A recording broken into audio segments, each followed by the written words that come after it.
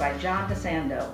Listen to shows and read reviews online at wcbe.org. I'm John DeSando. And I'm Mindy McFan. And this is It's Movie Time. Yeehaw! Okay, we haven't had enough winter. So I think we need real winter, and that's New York State. Yeah, no. I know. I pass on that. Well, we can at least watch a movie. That's always fun. Always. Be able to watch it Always. and not have to suffer it. Yes, takes the pain away from me. This movie called The World to Come Mm-hmm. Yes. is set in 19th century Yep. upper New York State. Yeah. Now, as we often do, we will present a movie that most people will have not seen and may not see. Especially now. Especially now. So it's in the theaters. Mindy, just a minute or so of what's going on in The World to Come. It is the story of four people. Like John said, in the mid-1900s. Most of it is taking place in both of their cabins, either of their cabins, one in particular. It's two women who strike up a friendship to help deal with circumstances, not really either of them enjoying their husbands very much. I know, the focus is the two women. And one is played by Catherine Waterston, and the other Vanessa Kirby. And they're farmers. I mean, they're wives of farmers. Yep.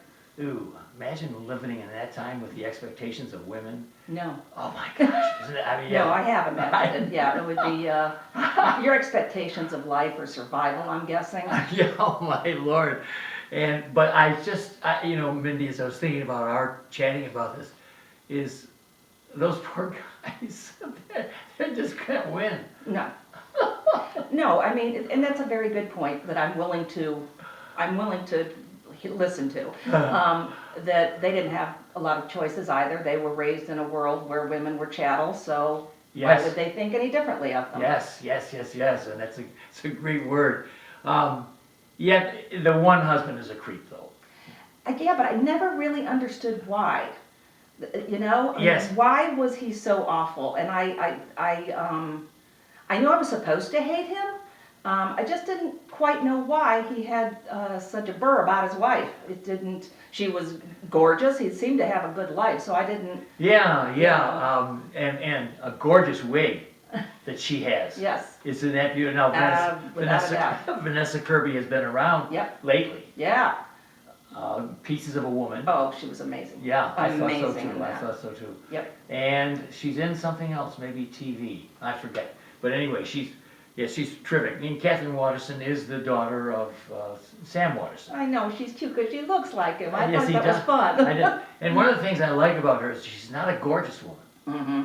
She's a nice-looking woman, and she carries herself with such dignity. Yeah. She's not, she's beautiful in a deeper sense to me. Yeah. And I loved her performance. I thought it was really subtle. She didn't push it. Without taking away from her, a little bit like her dad in that sense that they're not overbearing in their performances, and I like that. I thought she was very pleasant. I did too, and the director Mona Fastvold has done really a great job, I thought, in contrasting the two, because our Abigail, who is Waterston, played by Waterston, is more introverted. Maybe more scholarly, would you agree? Yes, I would also say she was stronger. And she's more resilient. Even though, yes, scholarly, but I guess deeper. And I think more aware of her circumstances than the other woman. The other woman, my impression was, she was always fighting. Yes, Tally was a firebrand, like her hair. Yes. Yeah. Whereas Abigail seemed more like what I imagine most women were like that and then surviving. Sure, and again, one of the things that may keep people away from this wonderful film is that not much happens.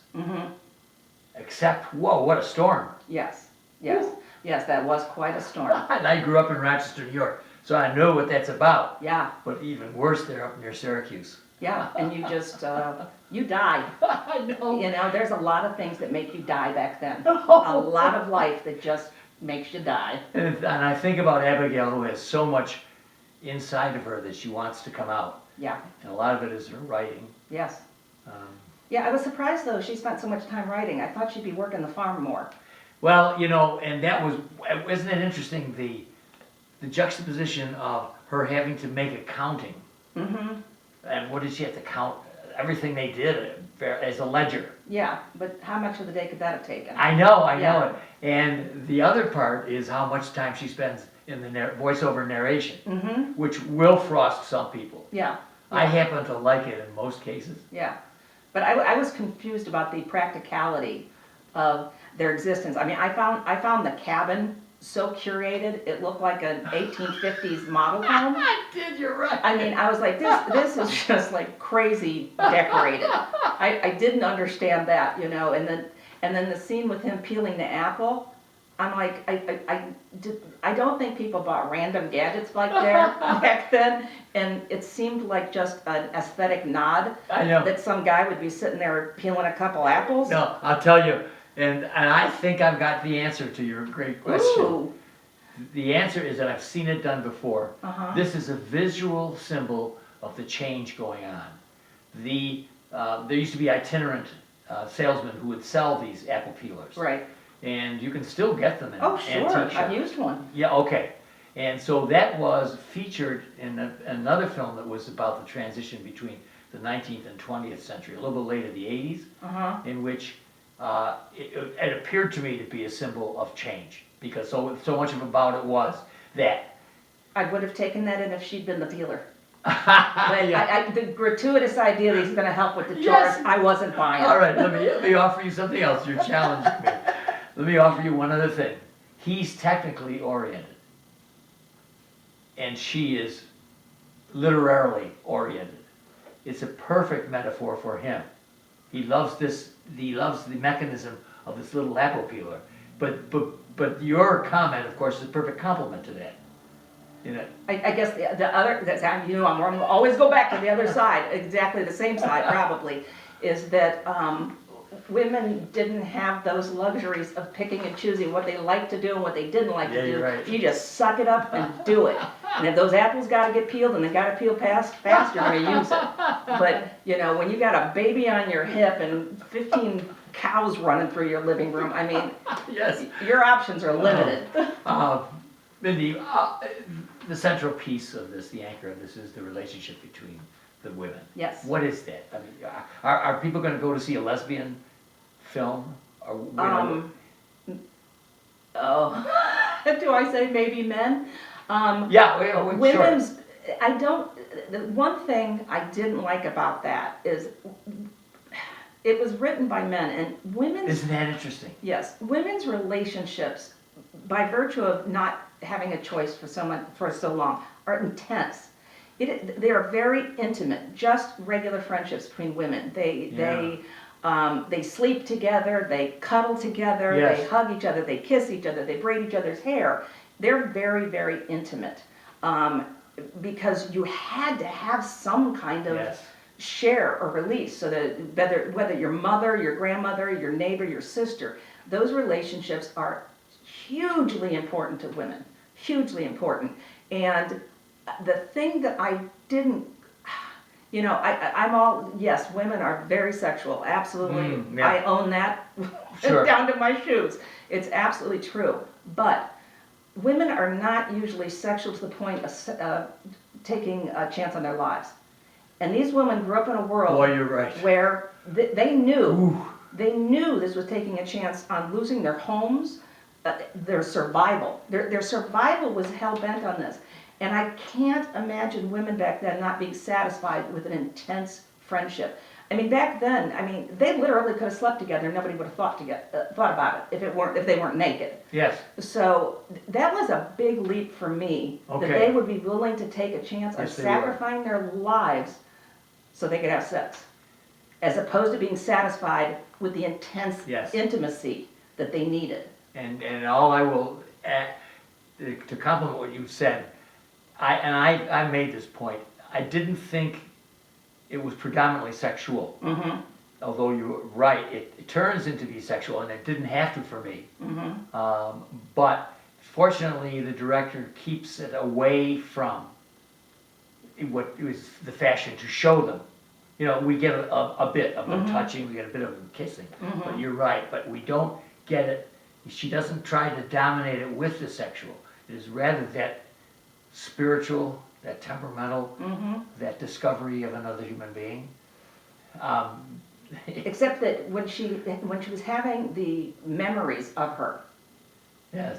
the memories were sexual. All right, yeah. The memories were not about them holding hands. The memories were not about them being together. I mean, at the beginning of the movie, I thought it was going to be a country version of like The Age of Innocence, where there was this incredible visual intimacy that just made me suck in my breath. And that's where I thought it was going, so I was surprised.